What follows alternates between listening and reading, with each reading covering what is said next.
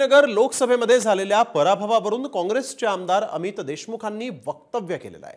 मतदारांना अभिप्रेत उमेदवार दिला असता तर मशालीवर निवडून आला असता असा टोला त्यांनी लगावला। त्यामुळे चंद्रकांत खैरेंच्या उमेदवारीवरून काँग्रेस आणि ठाकरे गटामध्ये एकमत नव्हतं का असा सवाल आता उपस्थित होतोय। संभाजीनगरामध्ये जिंकण्याची अपेक्षा असलेले खैरे थेट तिसऱ्या स्थानावर फेकले गेले होते।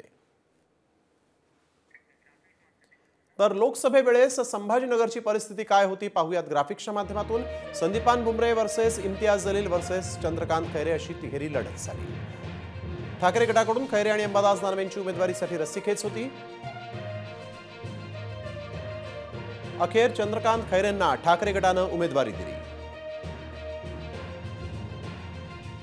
खैरे 2,93,450 मतं घेऊन थेट तिसऱ्या स्थानी पोहोचले।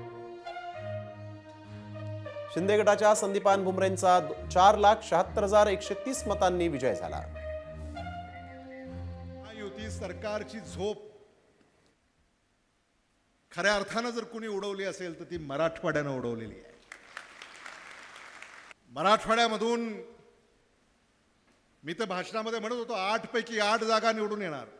छत्रपती संभाजीनगरमध्ये सुद्धा मतदारांना अभिप्रेत होता तसा उमेदवार आपण दिला असता तर छत्रपती संभाजीनगरची सुद्धा जागा ही मशालीच्या चिन्हावर निवडून आली असती। याबाबत